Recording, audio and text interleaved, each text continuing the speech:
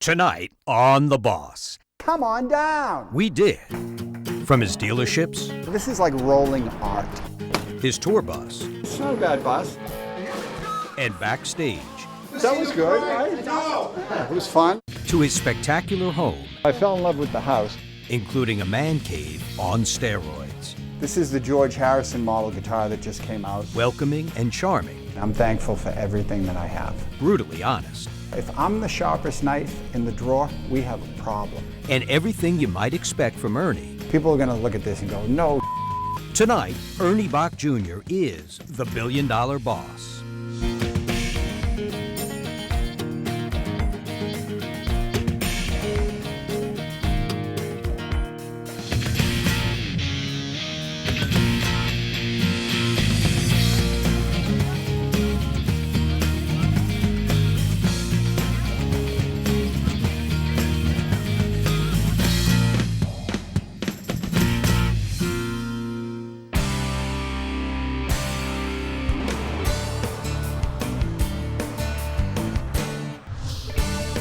Ernie Boch Jr. grew up in Norwood, Massachusetts. I love Norwood. His business is in Norwood. When I go to work and I hit the light, that triples my commute to 3 minutes. And he still lives in Norwood. And I found this house, which I really, really like. In fact, Boch Enterprises all started right here in the garage of this home in, you guessed it, Norwood, where his aunt still lives. This is where my grandfather lived, and that's the garage that he used to fix cars in. Ernie's grandfather, Andrew Boch, was a second-generation Italian. Went to Route 1 in the mid-40s, and then around 1950s, early 50s, he picked up the Nash franchise. By the late 60s, he was the #1 Nash dealer in the country. And then we had Dodge, we had Peterbilt trucks, we used to sell Peterbilt trucks. And in 1971, we got Oldsmobile and the distributorship for Subaru throughout New England, and also Toyota. It was the birth of the Auto Mile, and Come On Down came into your living rooms. My name is Ernie Boch. That Come On Down. Come on down. A lot of people say it came from The Price is Right. August of 1971, The Price is Right went on air. We started using it February of 1971. Nobody smashes stick-up prices on new 1966 Dodges. Just the mere fact of being on TV was incredible, so revolutionary for an auto dealer doing their own commercials. I mean, he was a groundbreaker. Says who? Says I, Ernie Boch. When he came out of the Army, he went into the business, and my father gravitated towards the front of the business, which was sales, and his brother gravitated towards the back of the business, which was service. Ernie Jr. started working with Dad when he was 10. $600. You never pay more. Sweeping floors, emptying the trash. On weekends, I'd go with my father. My name is Ernie Boch Jr. When it snowed, I'd help him move the cars and stuff like that. And then in junior high and high school, if I got into trouble, he'd make me work at the dealership. And then I went into college, and I applied to one school, and that was Berkeley. Now, today, if I applied to Berkeley today, I wouldn't have got in, because back then you didn't have to audition. He learned music at Berkeley, but it was Dad who taught him the car biz. Everything about business I learned from him. Ernie put off his music and went to work for his father. Graduated college, I put a tie on for the first time. I think I was 22. There's two schools of thought. You can try to make $1 million playing music, or you can make $1 million and then play music. That's what I did. His management style and my management style are quite different. You know, he was extremely tough. Not that that's bad, it's just he was the epitome of old school. He invented old school. So he did an amazing, amazing job. My name is Ernie Boch. Come on down.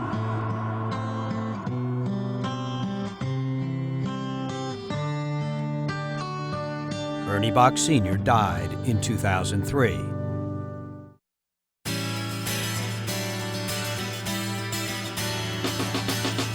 Boch Jr. continues building on their success, currently owning 6 franchises. Only 6. People think I have 100. I only have 6 franchises, but we sell a tremendous amount of vehicles per franchise.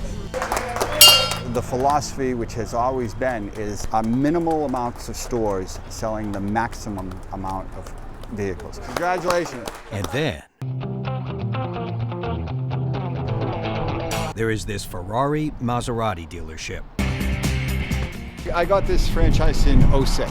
This is really an anomaly of our philosophy. This is like rolling art. This is a different thing. I love these cars. This is the service, which is really cool. We work on some interesting old cars. This is a 1956 Rolls Royce. That's actually my father's. I'm doing a little work on it. I have a couple Bentleys, a Ferrari, and a Maserati. Then I have an Allard and a TR6. A far cry from his first vehicle. The 1971 Volkswagen Beetle. Off my dad's lot? Yeah, off the Toyota store. It wasn't a freebie. I had to buy it. It cost $500. Ernie has put in about 30 years at the dealership, but no longer puts in the long hours. The 6:30 meetings, the 7:30 meetings, the staying till 10 o'clock and poring over the reports and stuff like that, I don't do right now. I have a management that does that. What I've learned over the years is that you have to, and people are going to look at this and go, no, but you have to surround yourself with good people. Mark, how are you? How are you? Good to see you. You have to. And in order to surround yourself with good people, you have to identify good people. Then you have to keep the good people. And if you do that for almost anything in your whole life, you will be successful. If I'm the sharpest knife in the drawer, we have a problem. Coming up on The Boss. Shifting from cars to music. I have my band playing a lot, and I'm firing up my record company. Plus, exploring his Norwood roots. When I was a kid, this is where I grew up. My mother is actually home. There she is in the window. The Boch Boss will be right back.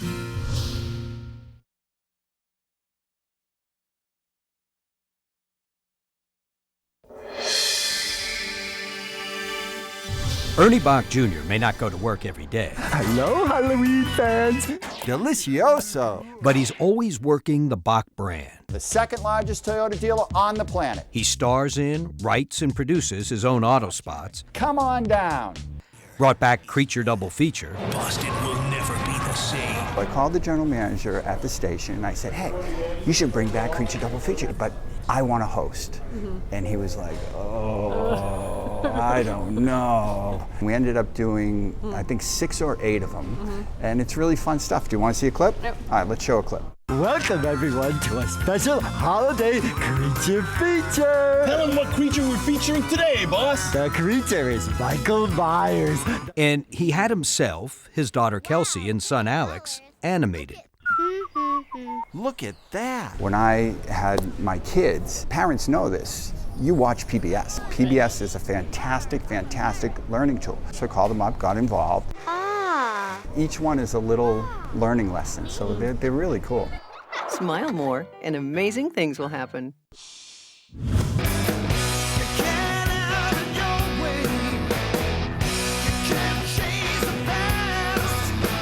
In 2006, returning to his first love, music, Ernie and the Automatics is formed, the first band on Ernie's record label. When the album first came out, we debuted at number 7 on the Billboard Blues chart. We were on the charts for 8 weeks, 6 of the 8 weeks in the top 10. Tonight, they would open for and later go on tour with Deep Purple. Yeah, legendary Deep Purple. It's funny because it's probably 1974. Tried to get tickets to Deep Purple. Now back then there was no internet, there was nothing, and we slept on the streets of this venue to get Deep Purple tickets. Here I am opening for him. Ernie is living the dream, playing in a rock and roll band. Sib Hashin and Barry Goodrow were members of the multi-platinum selling band of the 70s, Boston. If you said to me, let me see you do that, I would have said, what are you, nuts? So it just kind of happened. It's a lot of fun. You know, Ernie's getting a chance to come out and do the national tour, and I know he's having a ball. He graduated from Berkeley. I mean, come on, he knows his stuff. He reads music. I don't read music. He can read music. He's a good player. He's a good player. He doesn't have the road seasoning, and that's what we're working on. I've learned more about playing guitar from Barry Goodrow than I have from all my years at Berkeley. Ernie's son Alex watches from the wings as Dad performs. He's awesome. You know, I didn't see him. I was looking for him. I didn't see him. I'm talking to the people that have kids. If you only understand if you have kids. You totally understand. Yeah, it's awesome. It's the best. Ernie also devotes a lot of his time to Music Drives Us. Music Drives Us is my foundation, and it does a lot of things, but its main focus is to keep music in our schools. All the profits from his book, Bach Rock Facts, goes to the foundation.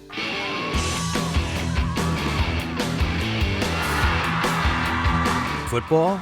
Yes, he owns the women's football team, the Boston Militia. I ended up sponsoring the team and loving it so much that I bought the team. They've won the national championship 2 years in a row. The girls love it. They love the rings, yeah. He's even dabbled in acting. Well, I was on Rescue Me. I'm going to go to the head of the league about this. You can't just take a guy like that. Call the cops. You see that fire extinguisher? That's when I was on Burn Notice. You know Burn Notice? The show Burn Notice? The head of the pyrotechnics, he signed this over to me, and everybody on the cast signed it. Yeah, I played a hot dog vendor, and the bad guys blew up my cart, so I had to put it out with the fire extinguisher. How does he keep up with himself? How you doing? When you're your own boss, you can do it. When you and only you decide what you're going to do, you can do it. When Ernie wants to do something, he has to do it, and nothing will stop Ernie from doing it. Bruce Mittman is a longtime friend and business associate. Ernie's the brand. I think he recognized that early on, that he's the brand, and so therefore he's kind of felt that he can inject that brand into sort of all media options, and we've tried to do that. People want to do business with people that they know, that they're comfortable with. There's a lot of people doing business with big companies, faceless companies, that they do business begrudgingly. I think they understand the sincerity. We want to provide a service and a product at a fair price, and we want to do it better than anybody else, and I think people relate to that. There's a lot of people that feel he's over the top, he's obnoxious. I never listen to the scuttlebutt, and I don't take to heart the crap that they write about me. If you aren't exposed to a family business or in a family business, most of your theories, concepts, and understandings are wrong. Right off the bat, they're just wrong. And I'm not here to change anybody's mind or educate anybody. To tell you the truth, I don't give a what anybody thinks. I'm very comfortable where I am. Coming up on The Boss, Home Sweet Home. Fell in love with the house and then tried to bring it back to somewhat of its old glory. Plus, yeah, I take full responsibility, absolutely. I mean, look at me. Ernie talks about his marriage breakup. And I said to myself, this isn't going to happen to me.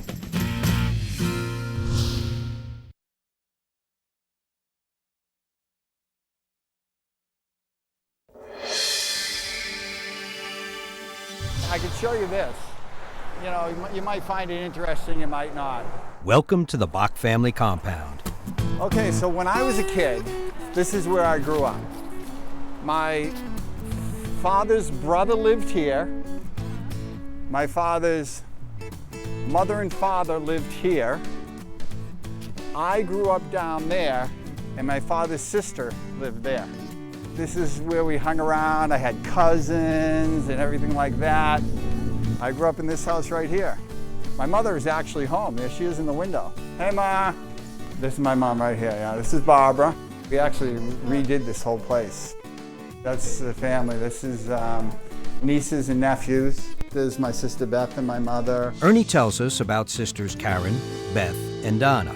My older sister is 4 or 5 years older than me, and my younger sisters are probably 10 years younger than me. I'm not really sure. He says he never got any girl advice from them. I still don't think I know enough about women. Yeah, we're close, but never advice. Mom stayed at home, and Dad? He worked a lot, but he was there in the morning, and he came home for dinner. my father with Kramer the donkey. Yes, Kramer the donkey is still alive. Hey, Ma, how old is Kramer the donkey? 20, 25? 25, at least. Yeah. At least. Yeah, they live a long time, donkeys. We asked Ernie's mom 2 questions. Did Ernie give you much trouble? No. So, he was a good boy? No.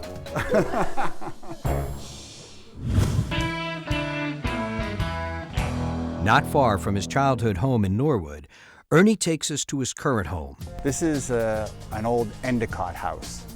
The Endicotts came very early on in the 1700s, and it was a very predominant family, and they built houses all over. This is the last privately owned Endicott house. So this was built was finished in 1929. And when did you? I bought it in 97. There are 20 rooms restored back to their original glory. This is where I do all the commercials and radio callings and everything here. We just did the voiceovers for the PBS stuff with the kids right here. Ernie's kids live with their mom, Kristen. They come here all the time. They come here whenever they want. It's great. Ernie says he has a great relationship with his ex and never thought divorce would happen to him. All my friends got divorced when they got married in their 20s and 30s. And I said to myself, this isn't going to happen to me. So I was 41 when I got married, 53 right now. And it did. But, you know, we're great friends. There's not a problem. Everything's good. The kids are handling it great. He blames himself for the split. Oh, yeah, I take full responsibility. Absolutely. I mean, look at me. So, when the kids are gone, what does Ernie do in this spectacular home? Wild parties, rock and roll parties? Well, not exactly. Not always. I go home from work, have dinner, sit down, watch TV. There has been a party or two. We've had quite a few good times in this pool. Not to mention his yearly extravagant summer bash for a few hundred of his closest friends. The last one held as Hurricane Irene approached. It rained before the party, poured, stopped raining during the party, and it rained after the party. You know, most people probably would have put the party off and said, no, it's not going to happen. Instead, he said, yeah, I'm doing the party. We're all going to have fun. They'll make it there. It'll work. I just like seeing old friends, business people and friends. A lot of crashers. I noticed a lot of people I didn't invite were there.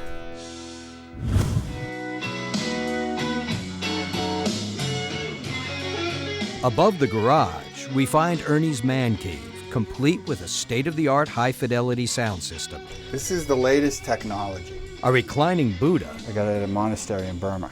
And a retractable TV. I like gadgets. Oh, and a very cool guitar collection. This is an old Gibson from the 60s, 125 I got in a pawn shop. This is the George Harrison model guitar that just came out. This I got from Nuno Betancourt, the guitar player from Extreme. He signed the back. That guy plays in Megadeth. That's my son's favorite band. And next door, a spacious guest house, complete with Moosehead and all the comforts of home. I'll spend weekends here sometimes. Just something different. Next, on The Boss, why Ernie's girlfriend Enza insists he eats healthy. However many carbs I eat, I have to make up for with insulin. Plus, is there a car czar in the future? I'm constantly asking, but who knows?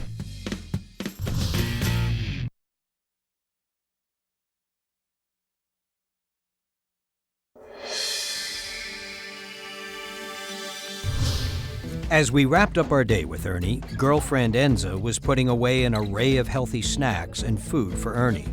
A good thing, since Ernie has to watch what he eats. He has type 1 diabetes. We count carbs, so however many carbs I eat, I have to make up for with insulin. So I do mechanically what your body does naturally. I've been in almost every part of the world and lost it. You know, try getting insulin in Thailand. I've never passed out. You know, we take lots of processed, like canned soups. I've come a long way. When the kids come over now, they say, "You have nothing we like, nothing. These aren't real potato chips. These aren't real chips." Nice to meet you. Bye, thank you so much. Oh, and flaxseed, you're supposed to sprinkle 2 tablespoons of that on your cereal. That's why I haven't had this yet. I've had to introduce it all in like stages of what was most important. Where do you put the cereal?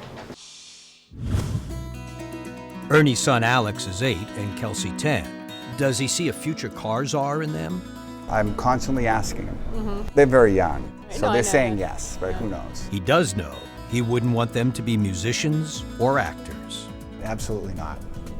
I wouldn't. If they want to, of course they're going to do what they want, but I would absolutely not want them to. Because it's too heartbreaking and there's too much negativity.